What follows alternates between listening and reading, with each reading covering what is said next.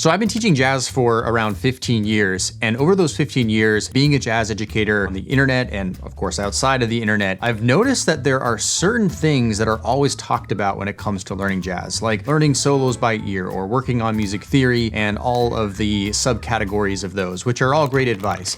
But there's some advice that for some reason is just not being ever talked about when it comes to learning the language of jazz. So today I want to share with you 7 very crucial things you need to know about learning jazz and actually getting better and improving at it. And I'd make an argument that some of these things I'm about to share with you are more important than a lot of the traditional advice out there. So I think it's important to pay attention.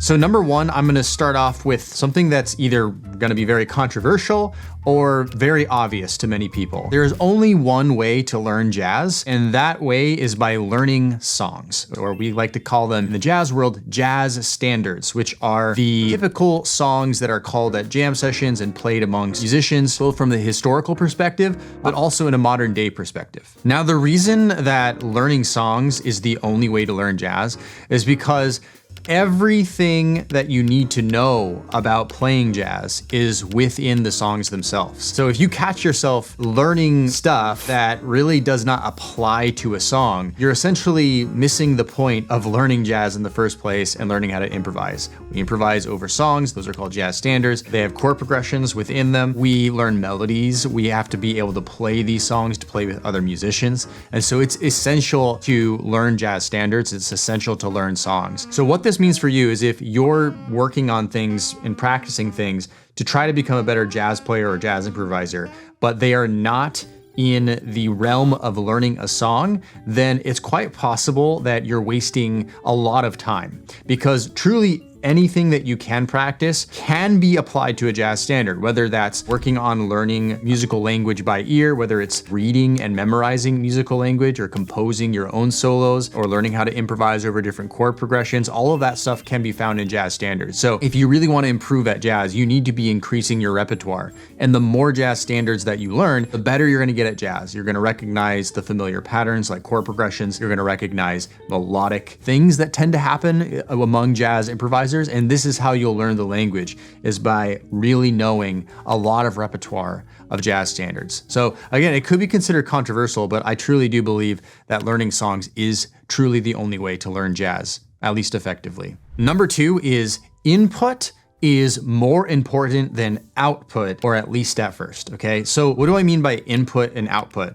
Well, these are actually terms that are used a lot in language learning communities, like if you go out and learn a language other than your own native language. And input is talking about listening and hearing the language that you're trying to learn, applying that language, versus, actually speaking that language, which would be called output, okay? So in jazz terms, input is listening to jazz, yes, but it's also learning licks and lines by ear, or even reading them and then memorizing them, or entire solos, or like we talked about, learning jazz standards, learning melodies to jazz standards. Those are what I call input activities, right? And there's 2 different kind of input activities when it comes to music, and especially in jazz. We have the passive, which would be like, hey, I'm just listening to a lot of jazz. And that's really important. If you want to get good at playing jazz, you must be listening to it, really soaking in those sounds. But what you'll notice is that you might have been listening to jazz for many years, if not decades, and that does not mean that you can actually play jazz, right? It's important to have that. It's not going to quite get you to the place where you can become fluent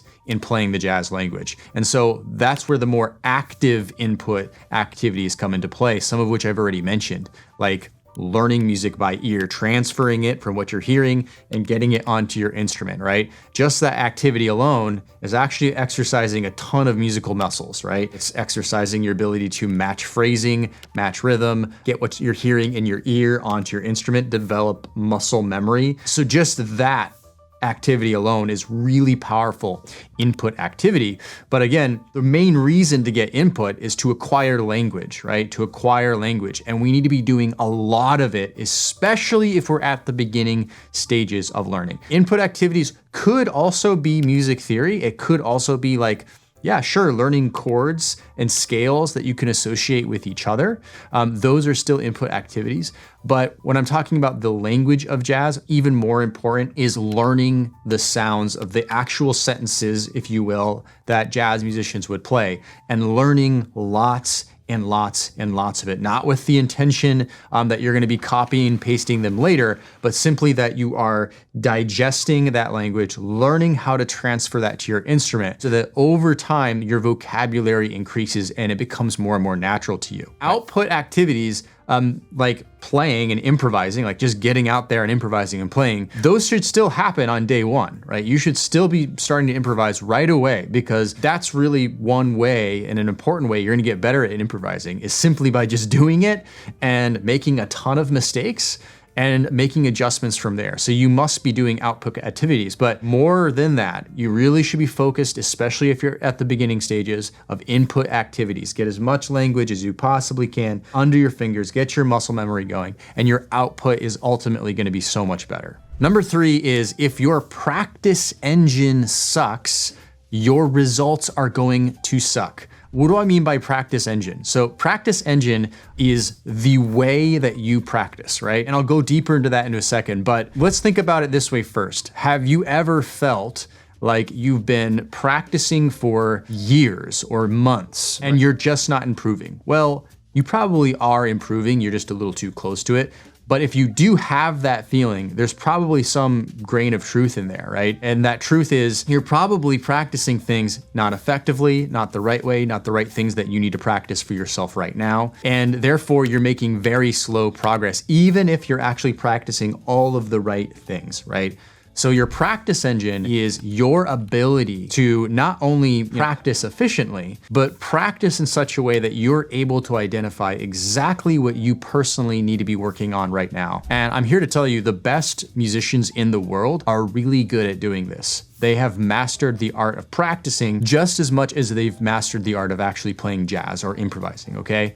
So they understand that without a good practice engine, right, without really good honed in practice, they're not gonna get the kinds of results that they wanna get. So if you're someone who feels like you're not improving very quickly, even if you're following all of the great conventional advice out there on learning jazz, then the first place to really look is your practice, right? What exactly are you practicing? What are you spending your precious practice time actually doing? What are the actual problems that you have in your playing? What are the actual things that you're doing well in your playing already? And how do you create a practice plan and a set of goals that cater to actually improving, right? So that you're not just doing the same things over and over and over again and not getting any results from them. Number 4 is if your attitude sucks, your results will suck, okay? So here's the thing. Learning the language of jazz, a musical language, it is not easy, right? And anyone who tells you that it is easy is wrong. And I'm not just saying that because it's jazz and has complicated chord progressions and all the conventional things that musicians like to say about jazz, like it's difficult or whatever. Because learning any kind of music in and of itself is difficult, right? If it wasn't difficult, everybody would be doing it and everybody would be doing it at a very high level. It takes time, commitment, energy, frustrations, all of that kind of thing. So if your attitude isn't good, you are probably going to burn out very quickly and you're going to quit. And honestly, the ones that end up actually getting fluent or getting really good at playing jazz and improvising are the ones that actually are able to stick it out long term. When I'm talking about attitude, I'm talking about if you make mistakes, which you will make a lot of mistakes, you get good at actually accepting that you will make mistakes, even in public, right? If you go to a jazz jam session and you get lost in the form, for example, or your solos sound the worst out of everybody, you're gonna learn to be okay with that because this is how you actually improve, right? You have to be comfortable with being uncomfortable, right? Comfortable with not knowing everything, right? Not being able to understand concepts right away. Comfortable with ideas that you learned from a record not coming out on your instrument, because that's going to happen. So you have to have a good attitude about learning. You have to have an attitude of curiosity in order to propel yourself forward in your learning journey. This is really, really important. And I've taught many students that have very poor attitudes, very self-defeating, lots of limiting beliefs, very self-deprecating, which I've experienced even for myself before. And I know that that does not work. It does not work when it comes to long-term getting better at playing music, especially when it comes to an art form such as jazz that really does require a lot of time and effort to get better at. Which brings me to number 5, which is it will take you a long time to get fluent at playing jazz, okay? And when I say the word fluent, I mean being able to naturally play the jazz language in your improvisation, know a lot of songs, get to a place where perhaps you're not satisfied with your playing, but you're playing quite well and at a high level. So it will take you a long time, and a lot of people don't like saying this, especially jazz educators, because it's not technically good for business, right? I mean, telling someone that it's going to take them a long time to do something, for some people that might be very discouraging. But I want to just be honest with you, especially if you're starting at the beginning today, it will take a long time. But the thing is, you have to be okay with that, right? Because like I said earlier, you have to enjoy the experience as you go along, and you have to have a good attitude about the experience. People that are willing to stick it out for the long term are really truly the people that actually get better at playing jazz, that actually see results over time and end up hitting those musical mountaintop moments where, you know, they're doing things they never thought they could musically, right? It's those who are able to have that sort of a mindset rather than I'm gonna get way, way, way better in 1 month, or I'm gonna get way better in 6 months or even in 1 year. I want you to think more like, 1 year, you're gonna start making a ton of progress, 2 years, even more, right? And absolutely, if you are working on the right things, if you're focused on the right things, you can improve a lot even in just 1 month. But just understand that you're not necessarily gonna be playing like your jazz heroes after even a year if you're starting right from square one, okay? So you must have that mindset. If you do not have that mindset and you are not willing to stick it out for the long term and enjoy the ride as you go along, then I would not recommend really truly investing a lot of your time in learning jazz, or I could argue really for any other style of music as well. Which leads me to number 6, which is you will quit if your learning is not fun, okay? You will quit if your learning is not fun. No one really talks about this, but this really comes down to like basic psychology. Studies show we learn the best when we are having fun. We are more compelled to continue long-term when we are having fun, even in the face of adversity, right? So if you notice that you're not having fun anymore practicing something or working on something towards your goals, then it's a good sign that you need to switch it up, because it means you're actually in the danger zone when it comes to reaching those goals that you want to for musicianship. You need to keep having fun while playing. You need to keep being very interested to go play your instrument. You need to be excited about accomplishing the next task you have set in front of yourself. Maybe it's this solo that you've really wanted to learn. If that solo is really interesting to you, compelling, and it's just achievable enough for you, that's gonna make it conducive to being fun.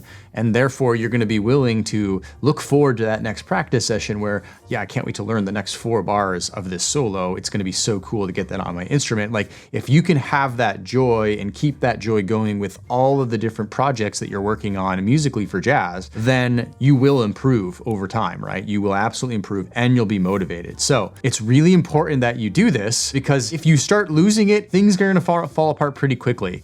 And I know that can be difficult sometimes, because I know we have to put hard work in. We have to put hard work in to improve. I'm not saying that you always have to be having fun, because sometimes you do have to face challenges that are very difficult and might not always be your favorite thing to do. But for the most part, the things that you do should be things that you're very interested in and are fun for you to tackle, and you enjoy the puzzle of solving those problems. Okay, number 7, when you go to improvise, you must learn to let go completely. Learn to let go completely. This is probably the hardest thing to do, because what you're trained to do when you're practicing is you're trained to think about the chord tones of the chords that are going by. Maybe you worked on this chord tone exercise, or you learned all of these 2-5-1 licks, right? Or you learned all this chord scale theory. So in the practice room, you're doing a lot of thinking because you're trying to improve, and you must do a lot of thinking and practicing in order to improve. But the problem is when you actually go to improvise or perform, it's important that you let the muscles that you've built up in the back of your head do their work, and that you're not so much flexing them all the time while you're improvising. And it's not to say that you shouldn't be thinking at all while you improvise, but it's just to say that you need to try to do your best to just let things happen organically in the moment, to let the music kind of just flow out of you. And I've seen so many students over the years have a really hard time doing this. And they're even good players sometimes, but you can tell that when they go to improvise, they're so worried about playing wrong notes. They're so worried about playing things that they've learned in the practice room that they sound rigid. They make a lot of mistakes because of this. They overthink everything. And ultimately, I notice that students like this, they don't have as much fun. And that goes back to some of the earlier points I made, is this inability to have an attitude of like learning and that mistakes are okay. So it's really important that you also do practice this act of letting go when you practice, but also just exposing yourself to the idea that when I go to improvise, I don't need to think so hard. I can just play musical ideas and it will improve over time, right? It will improve over time as I keep learning and I keep playing, I keep improvising. This feeling of letting go and the music that I play when I am letting go will get better and better and better. Let me know in the comments what you think about some of these. What are some things that you've experienced when learning jazz that no one really talks about, and things that are very personal when it comes to the journey of actually trying to do this thing? Let me know in the comments what you've experienced and what your thoughts are. By the way, if you need help with your jazz playing and you would like resources, frameworks, pathways, step-by-step processes, as well as a community of thousands of other musicians who are all doing the same thing, learning jazz and really having fun while doing it for the long term, consider checking out our Learn Jazz Standards Inner Circle. I'll leave that in the description down below, as well as up here on the screen right now. You really enjoy the process of learning jazz for the long term. If you like this video, please give it a thumbs up. Please subscribe to the channel, and we'll see you in the next one. Cheers.